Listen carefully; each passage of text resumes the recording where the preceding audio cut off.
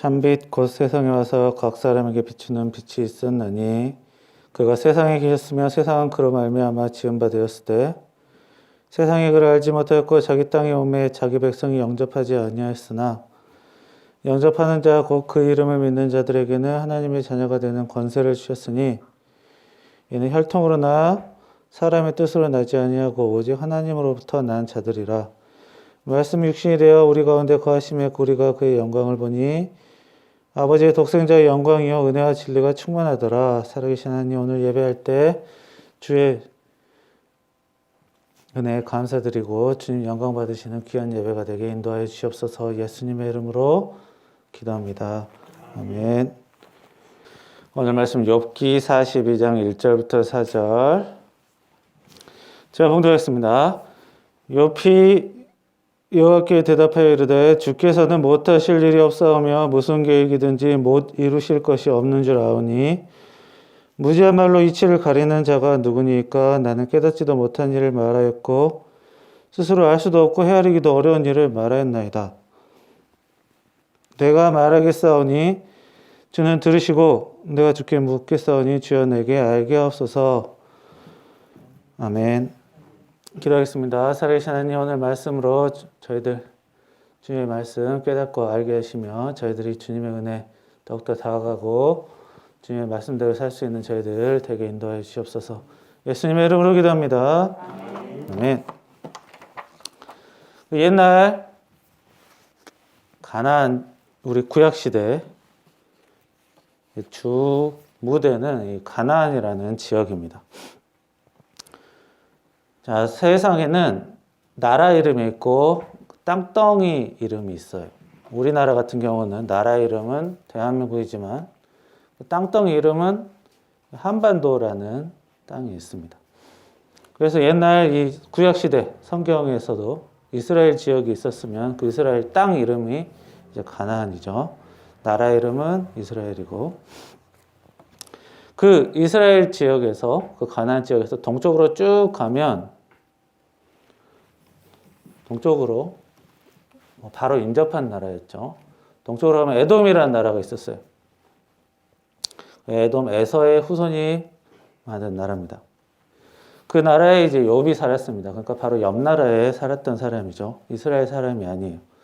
특이하게도 이스라엘 사람이 아닌데 성경의 주인공이 된 사람은 욥밖에 없습니다. 자, 이방인입니다. 하지만 이 욥이라는 사람은 굉장히 좋은 사람이었다, 선한 사람이었다고 성경 욥기에서 말합니다. 자, 온전하고 바르고 옳고 정직하고 하나님을 경외하고 악에서 떠난 자더라라고 한 것입니다. 그래서 이스라엘뿐만 아니라 그 주변 나라들도 하나님을 섬기는 사람들이 꽤나 있었다라는 것을 알 수 있습니다. 왜냐하면 하나님께서 그 당시에 굉장히 많은 역사를 하셨기 때문이죠. 하나님은 이 욥기의 첫 부분 보면 하나님과 사단이 대화하는 과정에서 이제 사단이 욥에게 시험을 거는 것을 하나님께서 허락하시고 사단이 욥에게 큰 고난을 줍니다. 그래서 맨 처음에는 사고, 병과 사고죠. 이 병과 사고로 욥의 재산에 피해를 줍니다. 사람이 자기가 아무리 노력해도 감당할 수 없는 것들이 바로 이 병과 사고죠. 그 다음에는 이제 도적대가 몰려들기 위해서 강도를 당합니다. 집이 무너지고 이제 사람의 자정의 생명까지 잃게 되죠. 그리고 마지막으로 욥에게 이제 피부병이 걸리게 됩니다. 자, 이런 욥에게 3명의 친구가 찾아서 위로를 하죠. 이 처참한 욥을 보고 맨 처음에는 말없이 그냥 일주일 동안 옆에 있어줍니다. 그런데 이제 욥도 기본적으로 사람이기 때문에 갑작스럽게 몰아닥친 고난 때문에 하소연을 합니다. 친구를 만난 지 일주일이 되니까 이제 친구들 앞에서 신세한탄을 하게 돼요. 이럴 거면 태어나지 말 것을 이렇게. 그래서 욥이 하나님을 원망하고 그런 건 아니었어요. 자기 신세한탄 조금 했어요. 그래서 그 얘기를 듣고 이제 친구들이 슬슬 입을 열기 시작합니다. 어떤 친구는 이 고난은 하나님의 벌이다. 자, 하나님은 죄 지은 자에게 벌 주신다. 욥, 네가 죄 지은 게 있을 거다. 너는 모를 수도 있고 알 수도 있겠지만 네가 모르더라도 저지른 죄가 사람이 있으니까 그걸 해결하지 못했을 것이다. 이렇게 말한 사람도 있었습니다. 그 얘기를 듣고 욥은 나는 이렇게 큰 고난을 받을 정도로 큰 죄를 지은 게 없다. 만약에 굉장히 작은 죄를 지었는데 이렇게 큰 벌이 온 거면 다른 사람도 그렇게 큰 벌을 받아야 되는데 이렇게 큰 벌이 왔다는 거는 너네 말대로 죄를 지어서 벌이 왔다는 거는 큰 벌이 왔기 때문에 큰 죄를 내가 졌어야 하는데 아무리 봐도 큰 죄는 내가 저지른 게 없다. 내가 만약에 죄를 저질러 놓고도 모르는 죄, 그러면 그렇게 심각한 죄는 아닐 거다. 그렇게 이제 항변을 합니다. 자, 이런 얘기, 친구는 네가 죄가 있을 거다. 욥은 나는 그렇게 큰 죄는 안 질렀다. 이런 얘기들 서로 꾸준히 이어집니다. 결국 친구들은 이런 논쟁을 하다가 점점 이제 화가 나게 되고 욥과 싸우게 됩니다. 그래서 이 사람이 겪게 되는 이 고난에 대해서 이 욥기는 말씀하고 있습니다. 고난은 도대체 왜 오는가? 하나님을 잘 믿는 사람한테도 왜 오는가? 도대체 죄를 지어서 벌이 온 거라면 도대체 죄를 어떻게 생각을 해야 되는 건가? 하나님이 그냥 주시는 건가? 사단이 그냥 이유 없이 시험했다고 처음에 나왔는데 그래서 여러 가지 이유가 있을 수 있어요. 특히 이 사람이 당하는 고난에 대해서 여러 가지 생각이 있습니다. 특히 믿는 자는 이 고난을 다양하게 생각하기 때문에 이 고난에 대해서 어떻게 생각하느냐가 굉장히 중요합니다. 아무리 믿음이 좋은 사람도 이제 고난이 오면 엉뚱하게 생각을 해서 하나님을 원망하거나 자기 자신을 탓하거나 주변 사람을 탓하거나 여러 가지 일이 일어날 수 있습니다. 그래서 오늘 욥기에서 나오는 가장 큰 고난은 일단 대체적으로 사람의 고난이라고 하면 뭐 여러 가지 나쁜 일이 많이 있겠지만 가장 큰 거는 병과 사고입니다. 자, 병은 자기가 잘못을 해서 걸릴 수도 있습니다.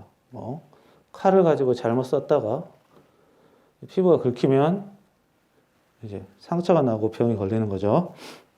그러나 자기가 딱히 잘못을 하지 않아도 뭐 감기처럼 사람 옆에 있었을 뿐인데 걸리는 것처럼 그런 병이 있습니다. 그 외에 때가 되면 저절로 병이 생기는 것, 치매랄지, 각각 암이랄지 이렇게 사람마다 그냥 별 이유가 없이 특정 때가 되면 병이 생기는 게 있어요. 사람마다 다 다릅니다. 그래서 치매 같은 경우도 어떤 사람은 나타나는 사람도 있고 안 나타나는 사람도 있죠. 이게 굉장히 뇌에 문제가 생기는 그런 심각한 병이지만 또 일찍 일어난 사람은 40대에 나타나는 사람도 있고 대부분 70대에 나타나지만 90세 돼도 안 나타나는 사람도 있습니다. 게다가 우리가 살면서 사고 당하는 것, 자기가 부주의하게 예를 들어 핸드폰을 보고 길을 걷다가 부딪힌 거, 이거 자기가 잘못해서 사고 난 것이지만 내가 멀쩡하게 주변 살피면서 갔는데 차가 그냥 들이접시 닥쳐서 오는 것, 이것도 사고죠. 그래서 내가 실수할 수도 있지만 내가 잘못이 하나도 없어도 사고가 당할 수 있습니다. 자, 사람마다 또 큰 사고를 당할 수 있고 작은 사고를 당할 수도 있죠. 그만큼 다양한 사고가 있습니다. 그래서 이런 병과 사고, 자기가 잘못해서 걸릴 수도 있지만 자기가 아무런 잘못을 하지 않았는데도 걸릴 때도 있습니다. 특히 욥처럼 자기가 특별히 잘못한 게 없는데 사고가, 병이 마구마구 오는 것이 이럴 때가 믿는 자들에게 굉장히 큰 시험이 됩니다. 믿지 않는 사람은 그냥 때 되니까 걸렸나 보다, 재수가 없었나 보다 이러면 되는데 믿는 사람은 머리가 좀 복잡해요. 아니 내가 하나님 믿는데 하나님께 예배드리는데 신앙이 있는데 왜 이런 거지? 라고 다른 사람, 믿지 않는 사람이 적당히 넘길 것도 믿는 사람은 오히려 더 괜히 더 속상하고 서운하고 괴로운 마음이 들 수가 있습니다. 자, 그래서 이 고난이라는 거에 하나님이 주시는 그냥 시험인 건지 단련인지 아니면 사단이 가끔씩 테스트를 하는 건지 정확히 모른다는 것이 문제입니다. 단순히 우리가 욥기를 보면 마지막에 내 시작은 미약하였으나 내 나중은 심히 창대하리라 이런 걸 보고 아, 고난받고 고난 잘 견디면 나중에 좀 좋은 일이 있겠지. 하나님이 그냥 괜히 나를 시험을 주겠어? 좋은 일이 있겠지. 이렇게 쉽게 생각하는 경우도 많아요. 고난을 통해 하나님이 복을 더 주신다, 내가 더 성장한다 이렇게 단순하게 생각하면 또 안 됩니다. 이 방금 말씀드린 그 구절, 욥기 8장 7장에 나온 말씀이지만 이 시작은 작으나 나중에는 시작은 고생하고 했지만 나중에는 잘 된다. 겉으로 보기엔 되게 좋은 말씀인데 이거는 욥이 한 말이 아니에요. 친구가 한 말이에요. 친구가 욥을 이렇게 너 잘못한 거 있다. 이렇게 몰아세울 때 한 말이에요. 욥 듣기 좋으라고 한 말이 아니에요. 응? 이 말을 하기 전에 바로 친구는 네가 정직하게 깨끗하게 살면 하나님이 반드시 널 돌보고 문제가 안 일어난다. 사고가 안 일어난다. 응? 그래서 빨리 죄를 해결을 해라. 그러면 지금은 고통스럽지만 하나님이 도우셔서 나중에 좋아진다. 이거예요. 그래서 돌려 말하는 거예요. 처음엔 괴롭지만 나중에 좋아질 거다. 그러니까 빨리 자백을 해. 이런 거예요. 빨리 실토하라는 거죠. 이게 꼬시는 거예요. 빨리 이게 그래야 그렇지 않으면 죄가 없는데 왜 하나님이 벌 주셔? 하나님 뭐 일부러 골탕 먹이신 건가? 그렇게 생각할 수 있다는 거죠. 그래서 하나님은 완전하시기 때문에 욥이 분명히 잘못을 했다. 이렇게 그러니까 빨리 실토를 해라. 그런데 네가 지금 실토를 안 하고 있으니까 문제다. 이러면서 빨리 실토하라고 지금 꼬시는 말입니다. 그래서 욥은 가뜩이나 괴로운 상황에서 친구들은 빨리 죄를 이렇게 뱉어내라고 닥달하는 거죠. 죄인 취급을 하면서 굉장히 괴로운 말입니다. 결국 이 친구들은 근데 문제는 이 친구들이 요새 욥이 죄를 실토하든 안 하든 그 고난의 상황을 어떻게 해결해 줄 수가 없어요. 친구들은 죄를 실토하게 한다고 해서 뭔가 상황이 바뀌느냐, 자기들 뭘 할 수 있느냐 그런 게 없습니다. 자기 생각이 맞다는 것을 알고 싶은 거예요. 하나님은 죄가 있는 사람한테만 벌 주신다라는 것을 하나님께서 그렇게 말씀하신 적이 없어요. 성경에. 근데 자기가 그렇게 생각했고 그게 맞아야 되기 때문에 욥을 이렇게 닥달을 하는 것입니다. 그래서 문병가를 갖다가 이렇게 욥을 이렇게 들들 볶으면서 괴롭히는 것입니다. 일단 고난이 오면 사람은 감당하기가 힘듭니다. 슬프고. 그래서 위로가 필요하고 이왕이면 거기에 문제 해결까지 되면 굉장히 좋습니다.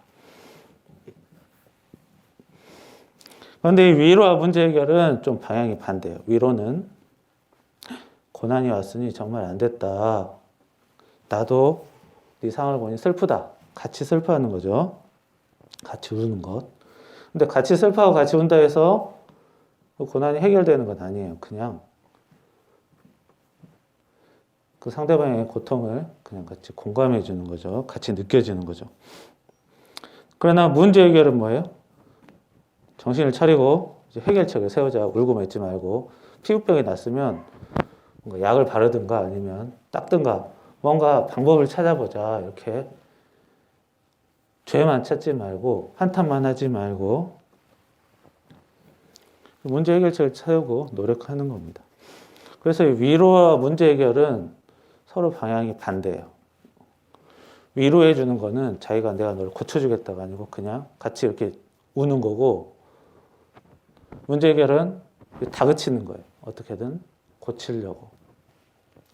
그래서 위로하면서 문제 해결을 같이 하는 거는 사람이 하기 굉장히 어렵습니다. 위로를 할 거면 위로를 하고 문제 해결을 할 거면 문제 해결을 하는 거예요. 그래서 여기서 이제 사람의 성격이나 생각의 차이가 많이 드러납니다. 어떤 사람은 그래서 어떤 사람이 안 사람이 이제 병에 걸리면 어떤 사람은 위로하는 사람이 있고 어떤 사람은 이제 고치는데 필요한 것들을 이렇게 알려주는 사람, 가르쳐주는 사람 그런 사람이 있죠. 자, 그래서 이 사람은 위로하는 것과 문제 해결을 같이 하기가 힘듭니다.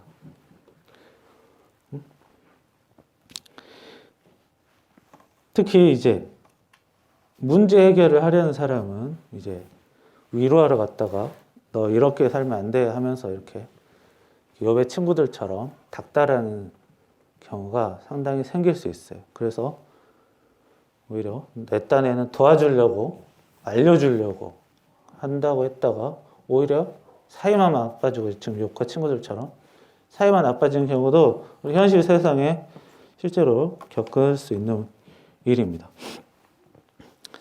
자, 사람은 태생부터 불완전하고 약한 존재입니다. 그래서 사람끼리 서로 돕고 살아야 합니다. 그래서 고난을 당하고 감당하기 어려울 때 문제 해결을 하는 것도 좋지만 이왕이면 위로를 하는 게 좀 더 좋습니다. 왜냐하면 위로한다라는 것은 사실 그 사람의 문제를 해결해 주는 건 아니에요. 그냥 같이 슬퍼해 주는 것 뿐입니다. 해결해 주는 거는 자기가 직접적인 도움을 주는 것이죠. 사람은 약하기 때문에 이렇게 내가 진짜 해결해 주지 못하더라도 옆에서 같이 위로만 해줘도 그게 상당히 도움이 됩니다. 사람이 태생이 강한 존재였다면 문제 해결을 해주는 것이 당연하겠지만 사람은 약한 존재이기 때문에 그냥 위로해 주는 걸로도 사실은 굉장히 충분합니다. 사람이 물컵에 따라서 엎질러면 그거를 책임질 수가 없어요. 천에 흘린 물컵을 닦는다고 해서 그 천이 바로 마르지도 않고 나빠진 기분이 좋아지지도 않고 고작 할 수 있는 게 그냥 물 닦아내는 것 정도뿐입니다. 자기가 물 한 잔을 엎질르더라도 그걸 딱히 자기 스스로 해결해 줄 수가 책임져 줄 수가 없는 것입니다. 그래서 고난이 왔을 때 문제 해결을 너무 지나치게 촉구하면서 상대방이 이렇게 몰아붙이게 되는 것은 오히려 상대방을 더 힘들게 하면서 문제 해결을 더 어렵게 만드는 일이 될 수 있습니다. 그래서 이 친구들은 자기 딴에는 욥에게 도움이 되라고 빨리 회개해서 빨리 고난에 벗어나서 빨리 문제 해결을 해라. 자기 딴에는 도움이 된다고 생각한 거였지만 결국에는 욥에게 힘든 욥에게 그냥 괴로움만 줬어요. 그래서 친구 온 이후로 욥이 너무너무 힘들어집니다. 그래서 우리 사람의 생각이 자기가 아무리 좋은 생각을 갖고 진심으로 상대방을 걱정하더라도 자기 힘으로 많은 것들을 하려고 하면 이렇게 무리가 생긴다라는 것을 이 욥기를 통해 알 수가 있죠. 그래서 문제 해결을 조언하는 것이 나쁜 것은 아니지만 사람이 자기에게 힘이 없다, 약한 것을 인정을 하고 문제 해결을 강요하는 것보다 위로하는 것이 더 낫습니다. 이거는 인간관계에도 다 마찬가지입니다. 사람 사이에서 어린아이든 어르신이든 청년이든 잘못을 할 때도 있고 실수를 할 때 있는데 그때 문제 해결을 이렇게 하려고 하는 것보다 그 상황에서 위로해 주는 것이 오히려 인간적이고 오히려 더 좋은 해결책이 될 수가 있습니다. 그래서 위로하는 것은 굉장히 간단합니다. 이렇게 괴롭히지만 않으면 돼요. 간단한 거예요. 이 욥의 친구들이 욥을 괴롭히게 된 것처럼 힘든 사람을 더 힘들게만 안 만들면 되는 것입니다. 사실 그게 굉장히 어렵죠. 게다가 거기에 더 중요한 것은 사람에게 위로받는 것 중요하지만 하나님의 위로를 받아야 합니다. 그래서 힘주시고 위로하시는 분은 하나님밖에 없고 이 사람이 사람을 직접 일으켜 세울 수가 없습니다. 그래서 힘이 빠지고 이렇게 정신력이 약해지고 이럴 때는 사람이 아무리 좋은 말을 하고 좋은 책을 보고 좋은 것들을 본다 해도 어렵습니다. 사람이 사람에게 힘을 주기가 어렵기 때문에 그래요. 그래서 하나님께 기도하는 것이 훨씬 더 낫고 이 고난 중에는 그래서 자신이 그리고 주변 사람이 함께 하나님을 의지하면서 하나님의 위로를 부탁하고 그 위로를 받는 것이 중요합니다. 그리고 욥이 결국에 이제 하나님을 이제 만나게 되죠. 그리고 고백한 후에 욥이 하나님 만나고 고백한 것이 오늘 말씀이에요, 사실.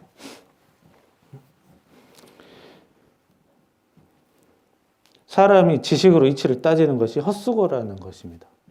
지금 나름 다들 지금 공부 잘하고 머리 똑똑한 사람들, 이 욥도 마찬가지예요. 친구들도 마찬가지고.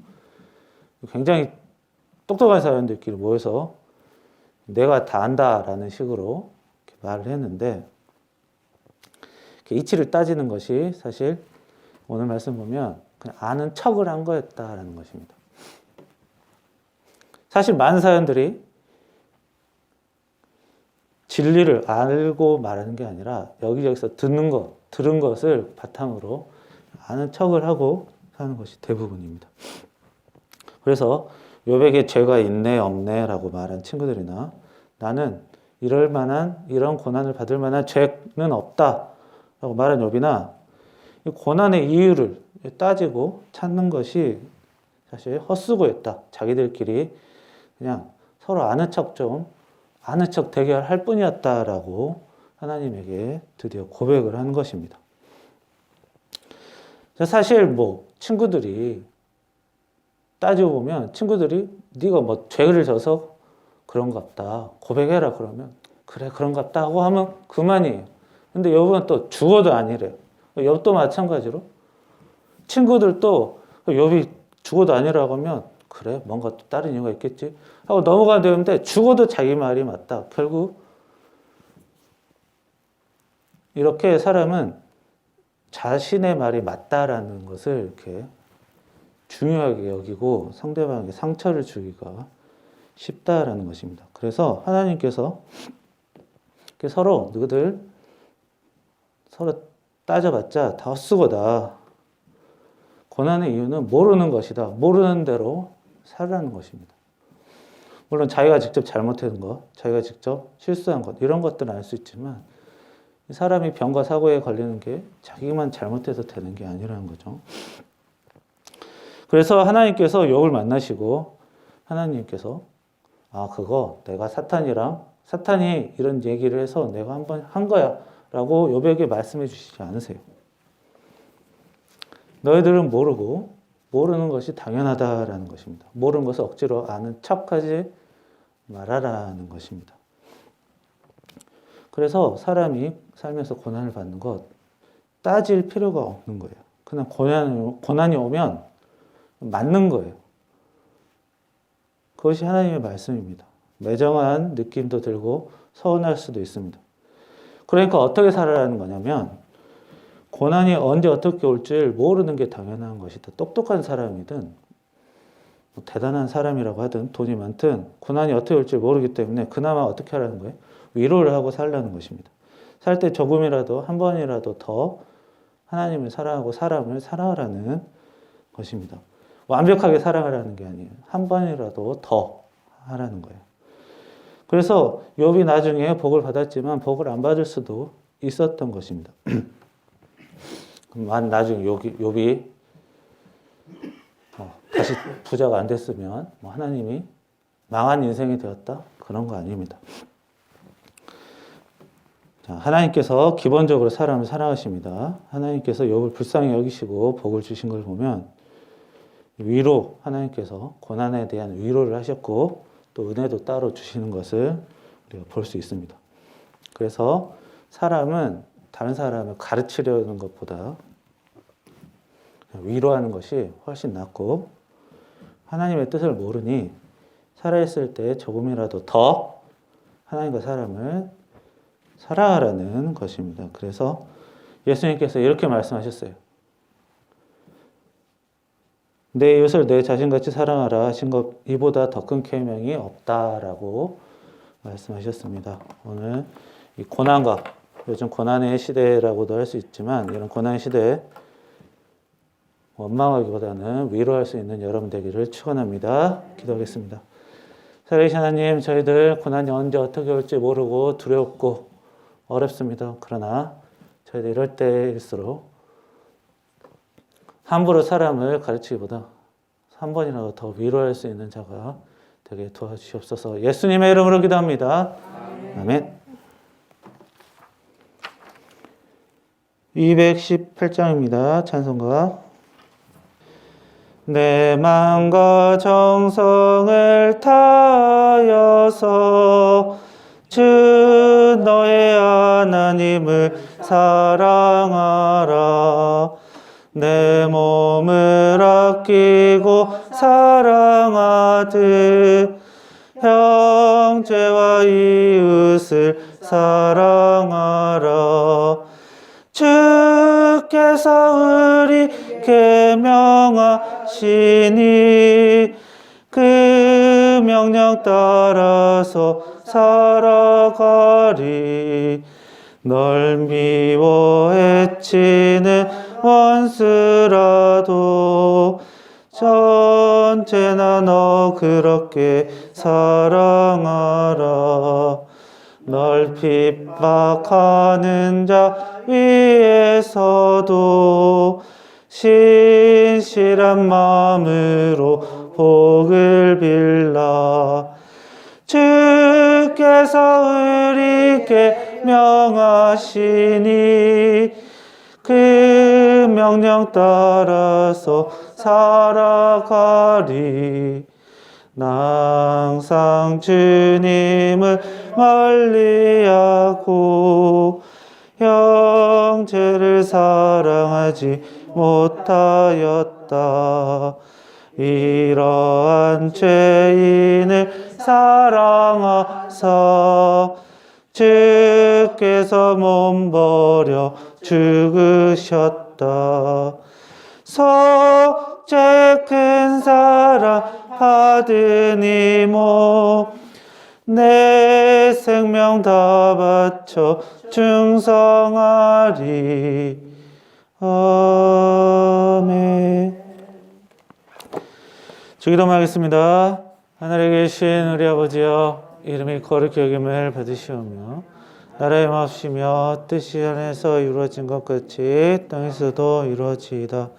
오늘날 우리에게 일용할 양식을 주옵시옵고 우리가 우리에게 진 자를 사하여 준 것 같이 우리의 죄를 사하여 주옵시고 우리를 시험에 들게 하지 마옵시며 다만 악에서 구하옵소서. 대의 나라 권세 영광이 아버지께 영원히 있사옵나이다. 아멘.